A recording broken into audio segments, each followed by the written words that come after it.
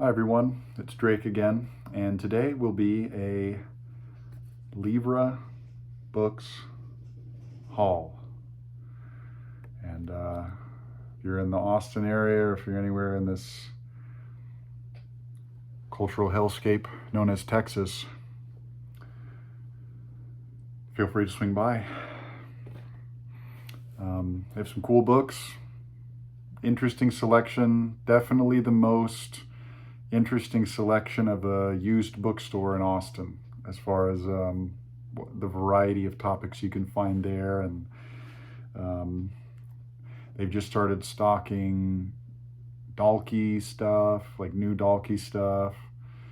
There is currently a copy of Bottom's Dream there as well.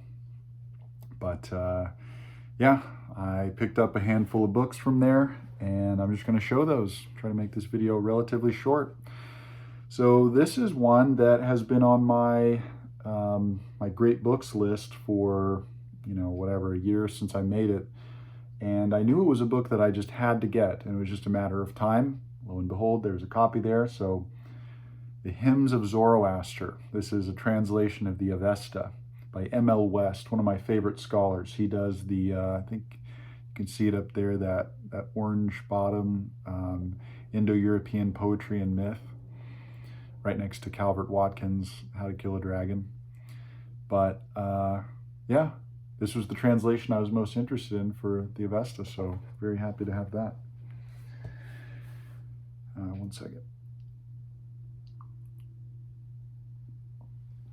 Got some nice Yunnan black tea going. Excellent, excellent. I want to look more into the Yunnan province. Next, totally different. Well, actually, see if you can find the thread between all of these books. All right, we started with the Avesta, the Hymns of Zoroaster. Next, we have Hispano-Arabic poetry and its relation to the old Provençal troubadours, published in 1946 in Baltimore, Maryland. And unfortunately, this doesn't have any of the original Arabic. It's all Romanized, but it's fascinating. And I've been interested in that for a few years now, of what is the overlap between, of course, Hispano-Arabic poetry and the troubadours, but then you also have the Sicilian Arabic influence with Frederick II's court into northern Italy, where, of course, you have like Florence and Dante and those people. The invention of the sonnet, of course, is related to that with Lentini. So I've been interested in both of those trajectories because really when you look at the standard stories of, so-called like Western literature or modern lyric poetry or whatever, it's almost like the troubadours just pop out of nowhere. Oh, in about 1150, there's just a couple guys, and you're just like, what? That doesn't make any sense. That doesn't make any sense. So what is it really? And, it's a long story. I can't go into it here, but the Arabic influence is huge and vital, okay? So anyway. All right, another book. This is one that I had heard about and seen, but pretty much thought I would never be able to get. And it is this big Minnesota University Press by Mather, A New Account of Tales of the World. And this is a huge anthology from the Six Dynasties period, which is, I don't know, roughly from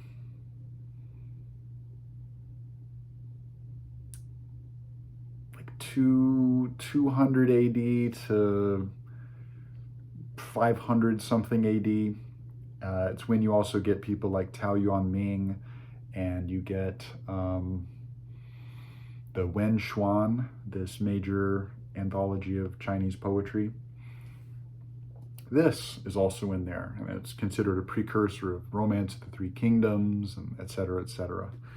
I was trying to think of what would be like a European comparison to it. And I was thinking something like the Gesta Romanorum, or even something like a collection of saints' lives, like you might have with,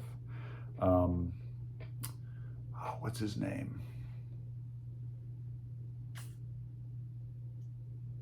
Like the Golden Legend. Yeah, that's what I'm thinking of. Its name's on the tip of my tongue. I don't want to make this video too long, so two more books. Remember, you're trying to figure out what is the thread between these 5 books, all right? I know it's tricky because I got Avestan, Hispano-Arabic, and then the Chinoise. What do we have next? We have an anthology of the Weather Underground, published by 7 Stories Press, all right? That's interesting. So this is partially connected to watching One Battle After Another. What, a week ago now, 2 weeks ago, losing track of time.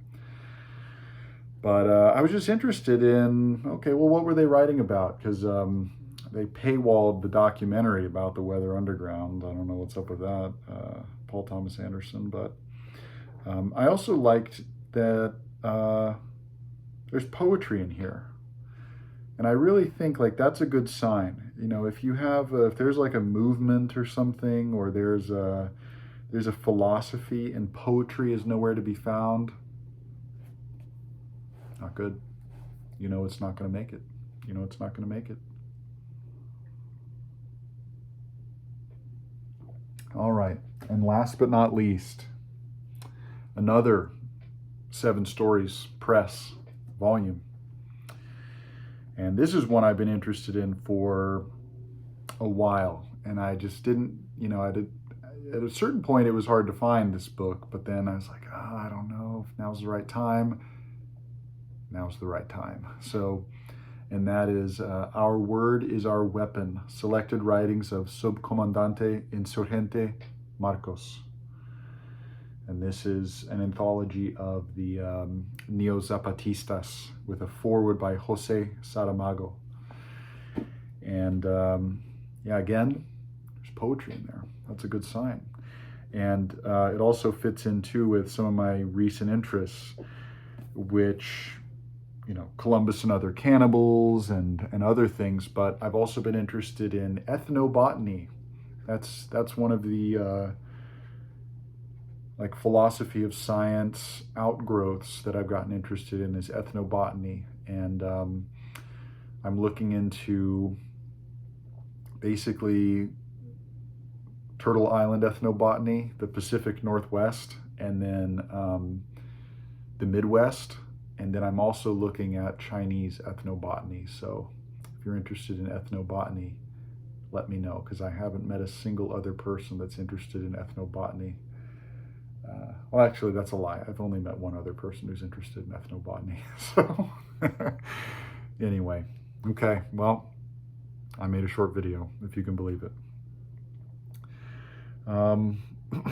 Yeah, I have all sorts of other videos I want to make, but yeah, I was kind of taking stock on what I read this year. I'm on track to read more than I've ever read this year, than any other year, I'm pretty sure is correct. But I've read 5 novels out of, what, 32 books now in full. So I'm only counting books I've read in full. The vast majority are new books I've read in full, because when I reread books, often I don't reread it straight through, so then I don't count it. And you know, when I like reread my favorite poetry, I don't count it either. So 32 basically new books, 5 are novels. I think it was like 11 are books of poetry, and then it was like 14 or something were what you'd call nonfiction or informational. I prefer to call it more informational. And that is a huge change from, let's say, 5 years ago. And I think that's interesting. But you can even see that here to some degree with what I showed today. But yeah, check out Livra books. I'm in there pretty often, so If I happen to be there when you're there, say hi. All right. Well, death is a gang boss.